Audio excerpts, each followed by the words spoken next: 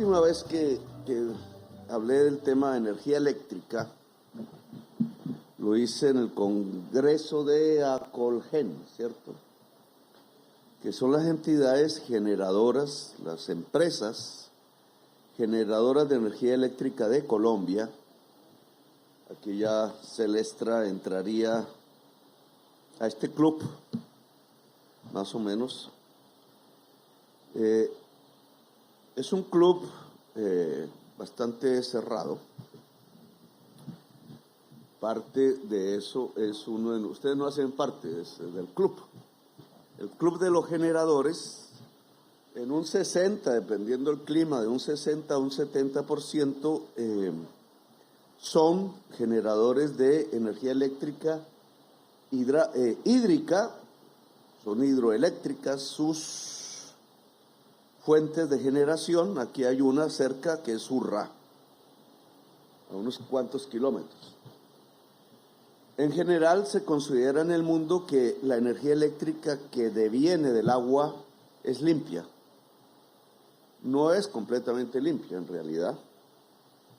Los mantos de vegetación que quedan en el fondo, que se pudren allí bajo el agua durante mucho tiempo, generan metano. El gas metano es 23 veces más poderoso en calentar el planeta que el dióxido de carbono, que es por donde se mide este tema del calentamiento global, CO2, que hasta ahora estamos empezando a manejar ya no en dólares, sino en CO2, las unidades de cualquier proyecto económico, porque toca así. El empresario privado obviamente tiene que medirlo en pesos, en dólares, en euros, dependiendo de su actividad. Pero la sociedad y el Estado tienen que empezar a medir los proyectos, no es en dólares, sino en CO2. ¿Cuánto emite o cuánto no emite o cuánto absorbe del CO2 atmosférico? Porque en esto se nos va la vida. No se nos va el futuro empresarial o de la persona que trabaja en una empresa, su futuro personal, sino aquí se nos va la vida y entonces las cuentas son diferentes. De esto hablé ahora en Naciones Unidas, de esto he hablado cada vez que estoy fuera del país. Este es el principal eje estructurante de la política internacional de Colombia en este gobierno. De esto es que hablamos, porque creo, estoy absolutamente convencido que el futuro de Colombia se centra alrededor de su gran posición, su gran potencialidad frente a las energías limpias. Y es mi debate de todos los días con quienes se amarran a lo conservador, que son muchos lamentablemente en Colombia. No me refiero al partido, sino al statu quo, para ponerle ese nombre. Ministro, ¿qué significa statu quo? El estado quieto sería nuestro idioma, ¿cierto? La quietud del estado de cosas que nos ha amarrado es al carbón, al petróleo y en Córdoba al gas, que no se puede continuar. Y ese es el gran conflicto. No se puede continuar con las energías fósiles porque ellas, al estar constituidas de este elemento químico que se llama carbono, pues arroja en fusión con el oxígeno el CO2 a la atmósfera y produce el calentamiento global, del cual ya somos víctimas en toda Colombia y repetitivamente. Entonces, las energías limpias, si son un potencial para Colombia, entonces tenemos una oportunidad en la transición económica que ya está desarrollando el mundo. ¿Qué tan rápido nos vinculemos o no? Depende de nuestra voluntad política. No es ni siquiera, nos están esperando. No es que tenemos que pensar a ver si sí, no, nos están esperando. Y aquí los intereses del statu quo no dejan avanzar. Y esos están en leyes, esos están en normas, esos están en gremios, esos están, que es lo que más me preocupa, al interior del mismo Ministerio de Minas y Energía y sus entidades adscritas. Entonces, el gobernador ha planteado aquí una discusión que me parece que es pertinente, ¿cierto? ¿Y qué sacamos los cordobeses viendo las cordobesas inaugurando estos granjas, que son aquí 230 hectáreas de esto mismo? Si esa energía se conecta al cable que va para Bogotá, para Medellín primero que todo, que es la red nacional, la ley de conducción, de distribución, de transmisión eléctrica nacional, sistema de conexión eléctrico nacional. ¿De qué les sirve a ustedes, los cordobeses y las cordobesas que están aquí presentes? Pues de acuerdo a las actuales normas que no se han cambiado, de nada. Entonces esto hay que empezar a mirarlo con franqueza. De nada. ¿Por qué?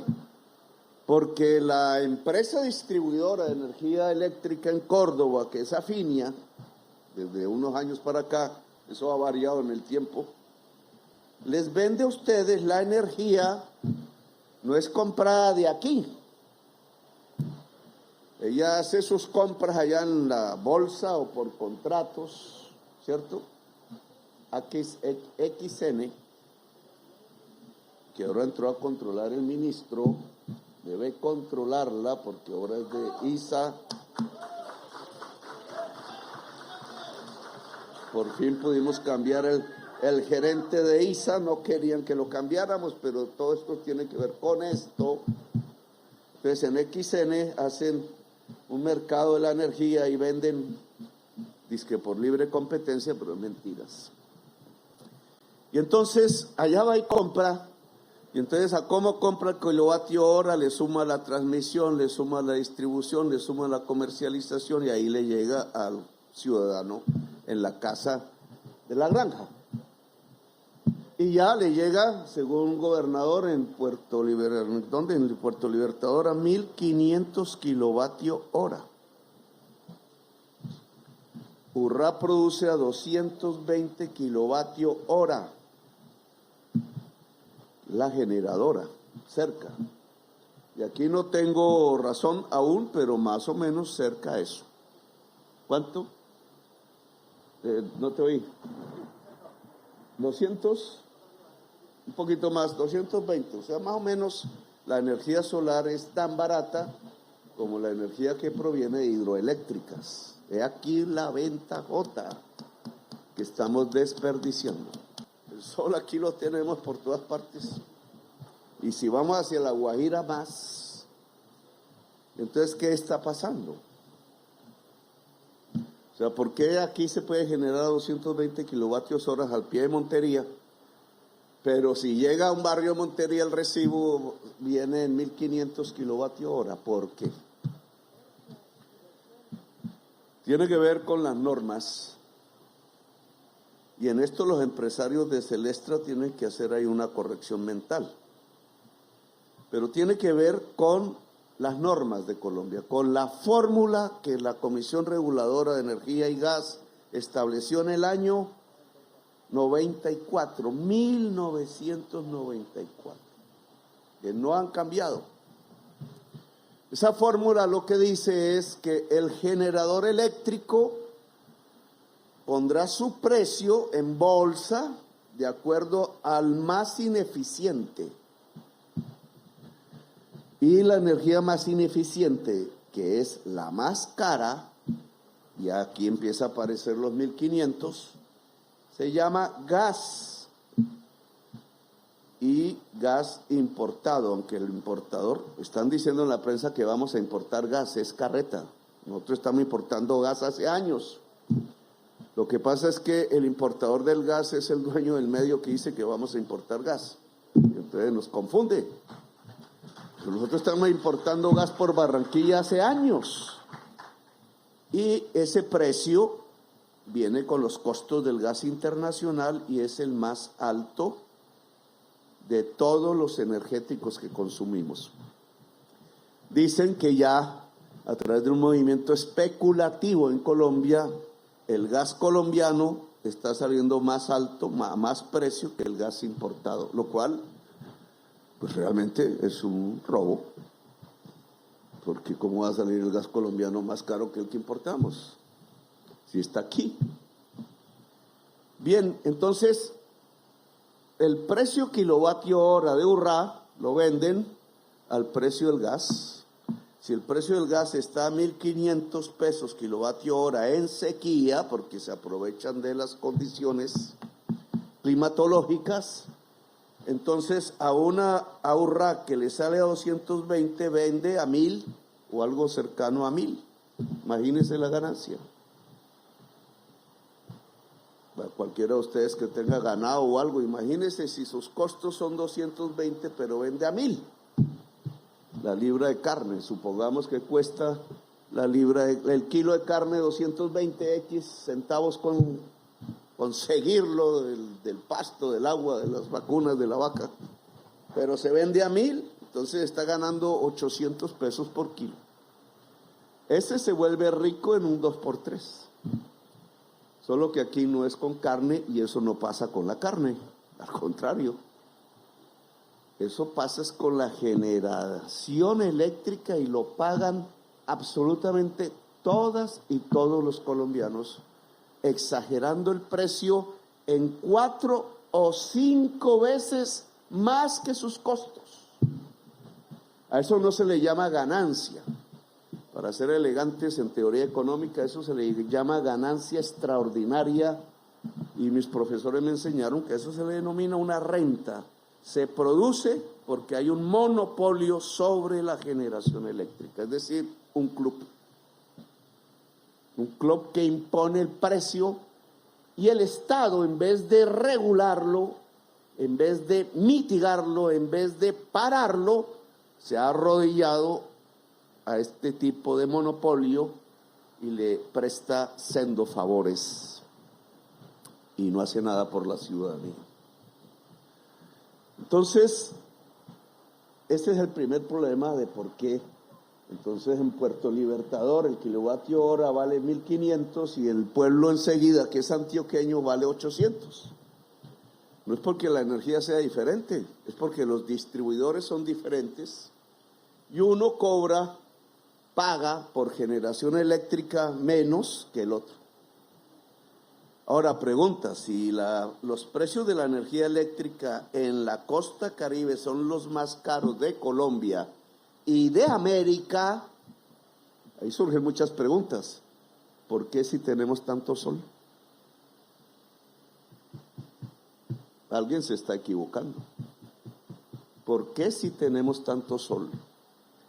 Segundo, con esos precios, ¿cómo se puede desarrollar la industria en la costa Caribe?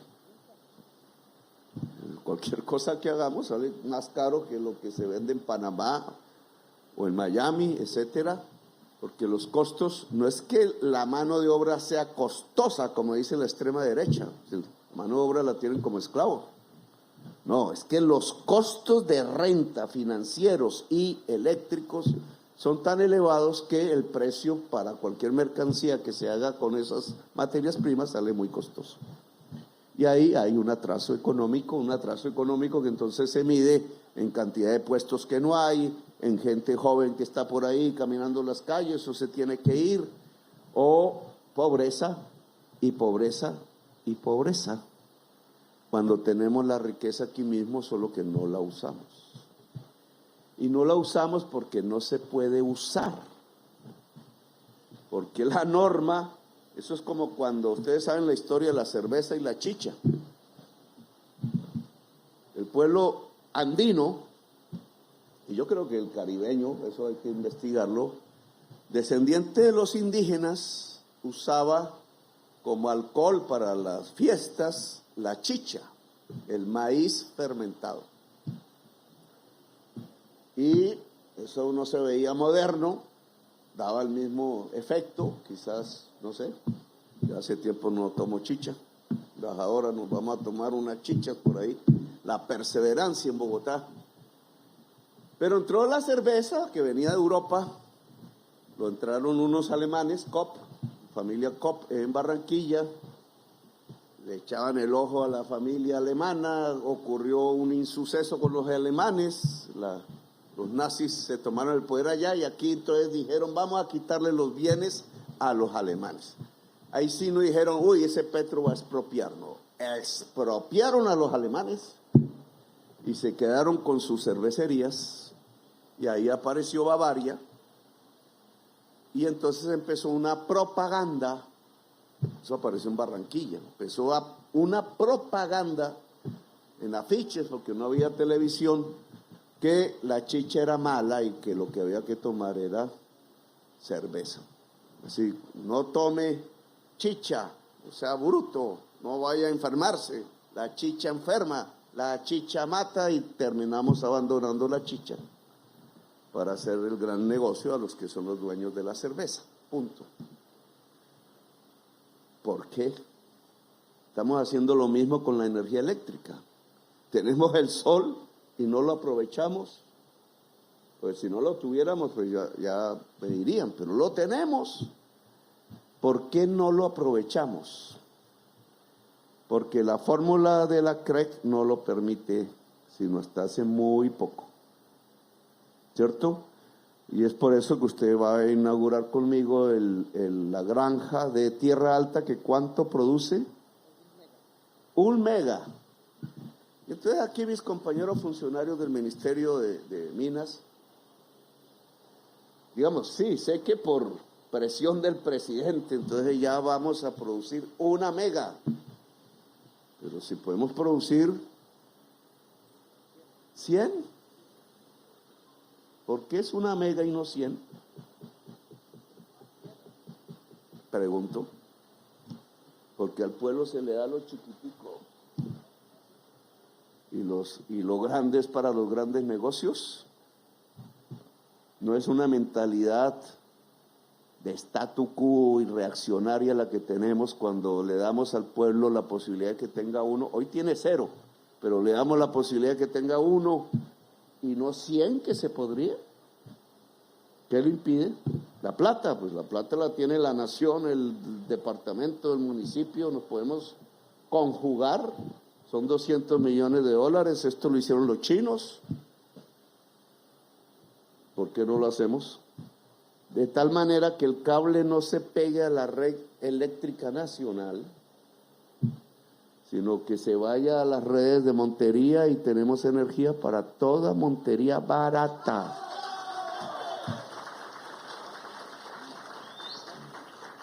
O sea, 220 pesos kilovatio hora más la llevada, más otras cosas, pero comparado a 1.500. Yo les diría, esto que parece tan fácil es que no se puede por las normas, porque las normas las han hecho los que sí se ganan el paquetazo al producir a 100, 150 kilovatios hora y a venderlo a 1.500. Son muy poderosos, claro. Pero yo iría, incluso le propondría a la empresa, estudiarlo, porque no es esta la oportunidad para eso. ¿Y por qué no pensamos en suministrar de una vez la energía a Montería? Y vemos, ¿cierto?, una ciudad media, y vemos si rebajamos radicalmente los precios del kilovatio hora de energía eléctrica al consumidor, a la gente. Yo creo que se puede con las normas de hoy, pero propondría este esfuerzo. Si no se puede, pues no es, ya lo haremos de otra manera, pero podríamos demostrar que se puede. Y estas granjas se podrían hacer en cada ciudad intermedia del Caribe, varias en las más grandes ciudades y mucho más pequeñas pues en los pueblos y caseríos, y nadie quedaría sujeto a un sistema de expoliación como el que se ha montado alrededor de los grandes generadores y distribuidores de energía eléctrica en Colombia. Ni nadie nos podría decir es que se va a acabar el gas, que se va a acabar. Si la energía eléctrica es barata, la cocina con gas sale más cara que eléctrica, que es lo que hay que lograr, en mi opinión. O el carro con gas que hay, sale más caro que si se enchufa y es un carro eléctrico. Y entonces comenzaríamos el verdadero proceso de transición energética que nos reclama el mundo, porque para esto ¿para qué? Pues no solo para que sea barato, sino para que no irradie CO2 a la atmósfera y no agravemos las condiciones de la crisis climática que ya somos víctimas de ella. Entonces, ministro, no se trata de una. Por favor, no más de eso. Una la pone un señor finquero, puede ponerlo en su casa si quiere. Si esto vale 230 megavatios, mire la revolución en la mente de un ganadero cordobés. ¿Cuántas vacas le cabe al ganadero en 220 hectáreas? ¿Cuántas vacas? 500 vacas. Bien ahí, bien gordas. 500 vacas. ¿Cuánto sacará de las 500 vacas en un año de utilidad? Si yo le lleno esto, no de vacas, porque las vacas no podrían estar propiamente ahí, sino estos paneles solares, ¿cuánto de utilidad se genera al año? Que no sé si me vaya a dar usted la cifra. Pues es muchísimo más que las vacas. Entonces aquí estamos aprendiendo que la tierra se puede usar de maneras diferentes y mucho más rentables, con riqueza en Córdoba. Porque la utilidad obviamente aquí se puede ir a Estocolmo, pero ¿y por qué no se queda en Montería? O en los pueblos, en mi pueblo de Ciénaga de Oro, ¿por qué no? Si esto podría ser democratizado, como denomino yo, la generación eléctrica en Colombia, para que tengamos una energía más barata, y una energía más barata y limpia, no solo es más riqueza para el pueblo colombiano, sino que atrae las inversiones extranjeras, productivas, no especulativas, porque el que quiera producir algo con 0 emisiones de carbono o muy bajas, que se venden en el mundo cada vez más, pues tiene que venir a un país que tenga su energía limpia. Y puede ponerle la marca 0 emisiones de CO2, y eso se vende aquí y en Cafarnaúm. Entonces los señores del aluminio verde que quieren ponerse cerca a Tolú, etcétera, etcétera, etcétera. Hacer paneles solares en Colombia, que es uno de nuestros objetivos, que no se puede quedar en la retórica, como dice el alcalde de Bogotá, sino la empresa de Neque, lugar del Caribe. Si tenemos los paneles solares, se nos cambia la arquitectura.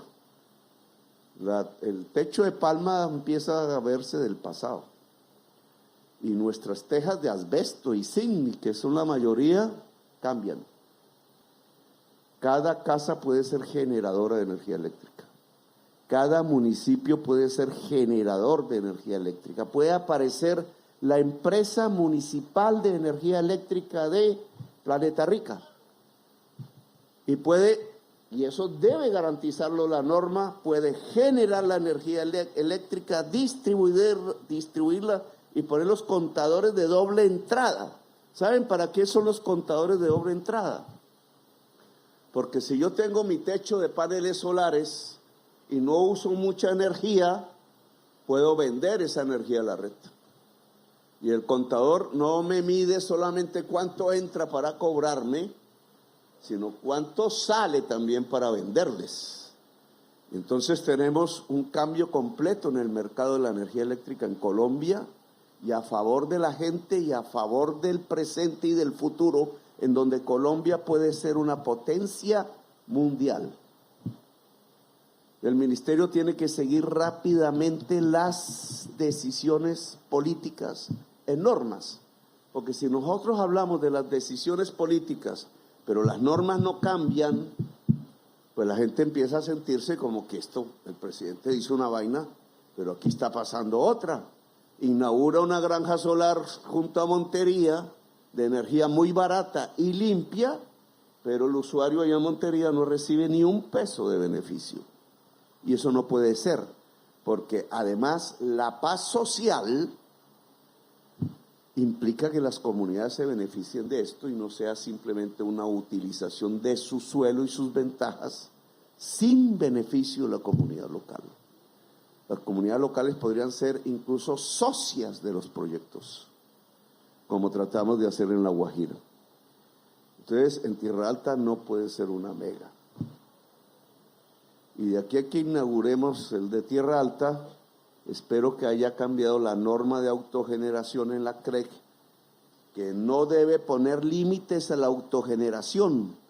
En la autogeneración no puede haber cobro de distribución sino mínimo y de comercialización menos, porque el dueño de la energía es el mismo distribuidor y comercializador, porque es su casa, o es su fábrica, o es su municipio. Podríamos tener 1.100 comunidades energéticas ya en Colombia solo a escala municipal. Si nosotros no abrimos las normas a esto, no hay revolución. Y esto es una revolución. Y no es tecnológica, es de la manera como nos relacionamos. El pueblo costeño ha sido esclavo de unas generadoras distribuidoras de energía. Ahora puede liberarse. Y en mi gobierno el pueblo costeño tiene que liberarse de las generadoras y distribuidoras de energía eléctrica. ¿Cómo? GESELCA.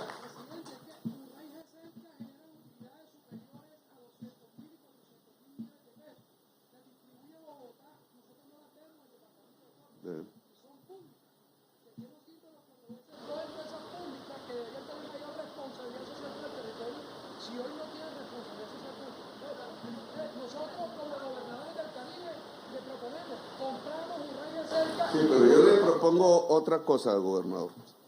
En eso tiene también razón. Son empresas, URRA y GESELCA y otras, acabo de ver la del Huila, son propiedad de la nación. Las administra Minhacienda.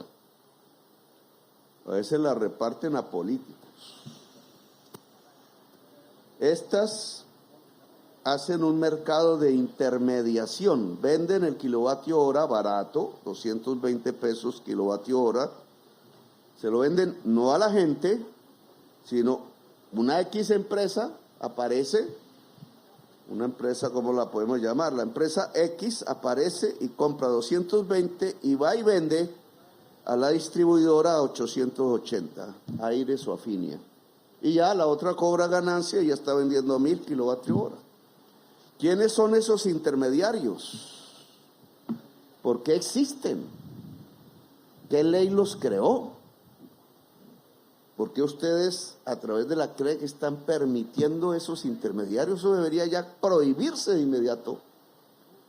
No debe haber intermediarios entre las compras, entre generadores, distribuidores y comerciantes. Para eso están constituidas. ¿Por qué hay otros? ¿De dónde salen? ¿Qué políticos lo manejan? ¿Por qué se quedan con el jugo de la intermediación, que ni es del generador, ni es del distribuidor, ni es del usuario? Estamos aquí engordando unos ricos muy ricos con la plata de toda la gente innecesariamente. Aquí en Córdoba hay de ese tipo de intermediarios. Eso es una decisión inmediata, ministro. De una vez se acaba la intermediación en los mercados de la energía eléctrica en Colombia. Pero hay una segunda, gobernador. Y es que muy bonito este gobierno trayendo aquí hechos y hechos y hechos. Por ejemplo, el Megadata Center de Inteligencia Artificial en Barranquilla. Esto ya no es hablar de una mega ni de 100. Esto es hablar de 20 gigas en su máxima expresión. 20 gigas es lo que tiene Colombia instalado para toda Colombia. Duplicar nuestra fuente de energía para meterla en una cosa que es más o menos de este tamaño, de edificios de computadores con nodos de la información mundial que se retransmiten en forma de inteligencia artificial a través de la fibra óptica submarina. Las 20 gigas van dentro de la fibra óptica en forma de información. Es como despertar toda la energía de Colombia en Barranquilla. ¿Cuántos miles de millones de dólares ingresarán? Utilidades de Ecopetrol, sí, de la empresa que entre de socia, sí. Pero ¿y qué esta irradiación de toda esta nueva industrialización en el Caribe colombiano, usando sus puertos, usando las posibilidades que habría que transformar de matemáticas en los colegios, etcétera? Sí. Pero la bancada política del Caribe colombiano está ayudando a este gobierno a realizar esto. ¿Nos están ayudando o nos están saboteando? Pregunta política que obviamente no es para discutirla aquí. ¿Pero qué hacen representantes y senadores de Córdoba saboteando el gobierno de un cordobés para ver si son reelegidos desde la oposición, tirándose las posibilidades de una revolución productiva en el Caribe colombiano? ¿Qué hacen? Por no hablar de los barranquilleros, que es donde más beneficiaría. Si yo llego, el Canal de Panamá se queda en pañales. El Canal de Panamá es una obra del siglo XIX. Sirvió su momento, lástima que nos lo hayan robado por 13 millones de dólares que se robaron a su vez. Se volvieron ricos nuestros oligarcas. Pero, digamos, es un siglo XIX. Si la producción hoy no va en contenedor, sino va a través de la fibra óptica, nosotros ya tenemos un Canal de Panamá en Barranquilla, que puede incluso hasta tener más valor que los contenedores que van en los barcos. Y si eso es lo que este gobierno está trayendo, ¿por qué la bancada política del Caribe se está oponiendo al gobierno nacional? ¿Queremos volver al pasado a vivir de las regalías del carbón y del CBY que daba el carbón? ¿O queremos pasar a la economía del siglo XXI y ser región vanguardia de Colombia? Pues los señores del Valle de Aburrá no me quieren por eso. Están en su razón, porque dicen cómo es que entonces ahora la inversión va para las regiones y no para el Valle o para Bogotá. Tienen razón. Pero es que yo creo que centralistamente nosotros estamos desperdiciando nuestra oportunidad de desarrollo real en el siglo XXI. Y eso me lleva a mirar a Buenaventura y a Cali, y al periodista no le gustó que hablara de Cali, y a Barranquilla, y a La Guajira, etcétera. Pero ¿dónde está la bancada política del Caribe? ¿Por qué no está aquí ayudándonos? Si lo que estamos haciendo es que el Caribe sea vanguardia económica de Colombia. Dejo ahí los puntos suspensivos. Y bueno, hemos aprovechado esta reunión para abrir los temas de discusión que me parecen pertinentes. Porque se lestra en sequías, esto no es siempre, estamos saliendo, parece, de una sequía, parece. La oportunidad de decir que se apagó el país no va a llegar, pero podría pegarse al mecanismo al statu quo y entonces decir, si en la bolsa me compran a 1,000, ¿por qué no vendo a 1,000 en vez de 220? Business, inmediato y rápido. Pero yo los invito a que lo pensemos más en el largo plazo, más de manera sostenible, como dicen ahora, sostenible, porque la especulación no es sostenible. Por ejemplo, veamos si es posible vender esta energía a Montería. Veamos los efectos. Eso es en la práctica. Veamos entonces si podemos cambiar normas y hacer 2 grupos, que fue lo que yo propuse en el Congreso de, se me olvidó, bueno, de lo general, Colgen. dos grupos, energías fósiles aquí, carbón, ACPM y gas importado nacional, y ahí se fija un precio. Y energías limpias aquí, agua, termo cuando tengamos, y solar y eólica, y aquí otro precio. Y no se junta un precio con el otro, sino hay dos precios techo. Dos precios techo consultando los costos promedio de cada grupo de generadoras. El alto debe irse extinguiendo en el tiempo. No nos sirve. Son ineficientes. Hay una transición, ayudémoslos a que haya la transición. El bajo es lo que tiene que volverse el 100% de Colombia, y lo que les dije a Colgen, y exportar. Por tanto, no interesa, compañero de la UME, que la oferta esté por encima de la demanda. Tenemos que tener oferta, ojalá fuese ilimitada, porque el mercado de Estados Unidos de energía sucia da 1.200 gigas al año que hay que reemplazar. Nosotros generamos 20. Un gigante arriba que hay que reemplazarle la energía. Ellos creen que pueden ellos solitos, hasta ahora no han podido.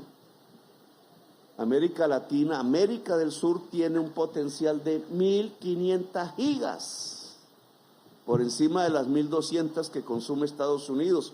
O, en otras palabras, si América del Sur pudiera desarrollar su potencial de energías limpias, podría limpiar la matriz energética del segundo emisor de CO2 del mundo. Imagínense eso. Es decir, la mitad de la crisis climática la podríamos detener. Y entonces, ¿para qué ponerle límites a la oferta de energía limpia de Colombia? Eso no puede ser.